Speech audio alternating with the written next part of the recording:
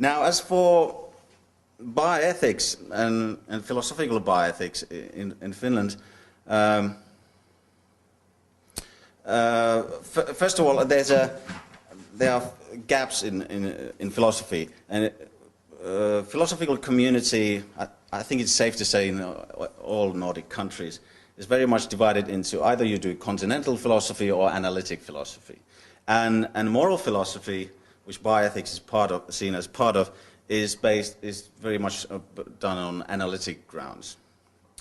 Bioethics and applied ethics has a very poor reputation in the philosophical community. It's considered as bad philosophy.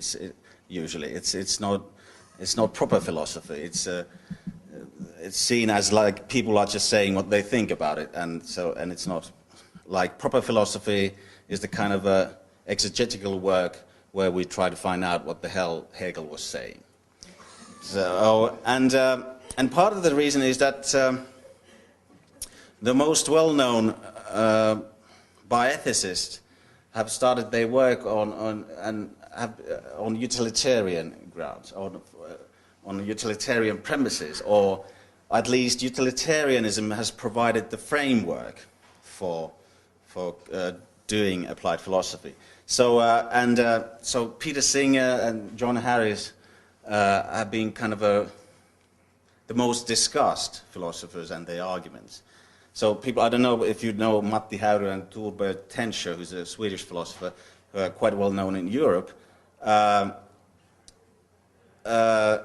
considered as, and all these guys are considered as utilitarians, and utilitarianism is often seen as an intellectually kind of a cheap theory, and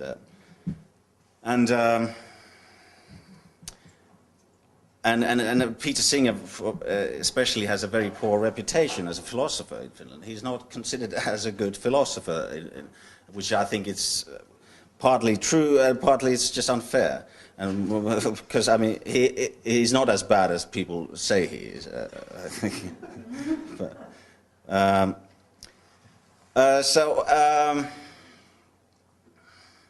and I don't know whether I should go into these.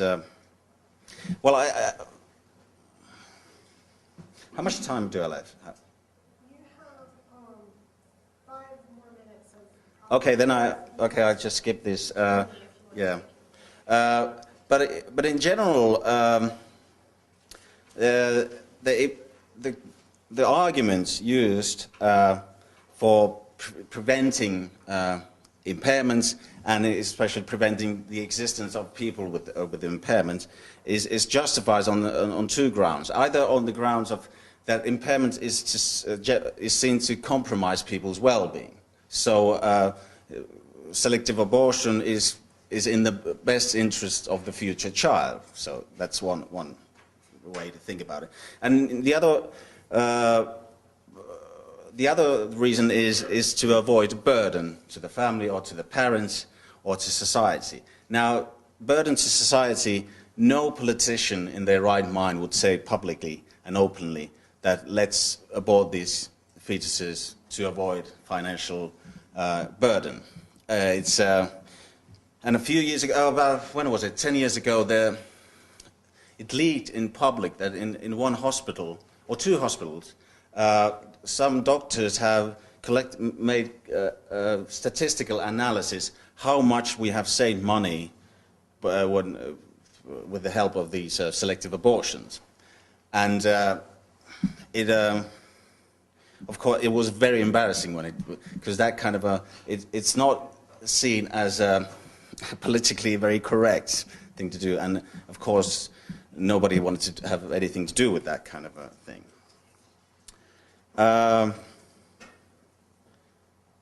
And as for the disability movement in Finland is politically quite moderate, especially if you compare to England, for instance, where it's quite aggressive. Disability movement does usually regard selective abortion as expressing a hurtful message, that it's so they appeal to the expressive argument. but also no, they really don't.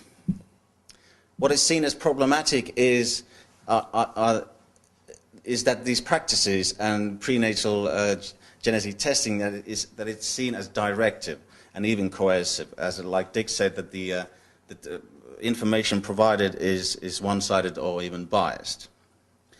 But no, but they really, but people don't really want to prohibit the chance for tests or selective abortion. So the ideas of reproductive freedom and autonomy are seen as invaluable principles.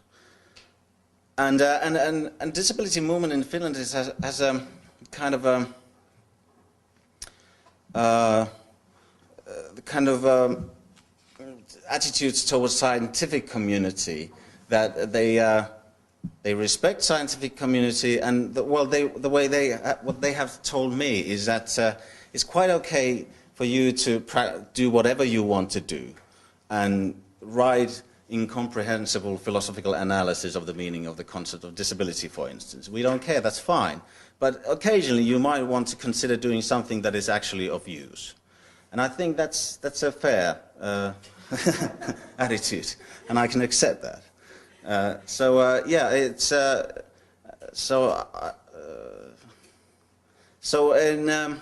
in general, we are Finns are not very passionate people. We are quite even-tempered, as it was stated in the unless when we get drunk, and that's quite often.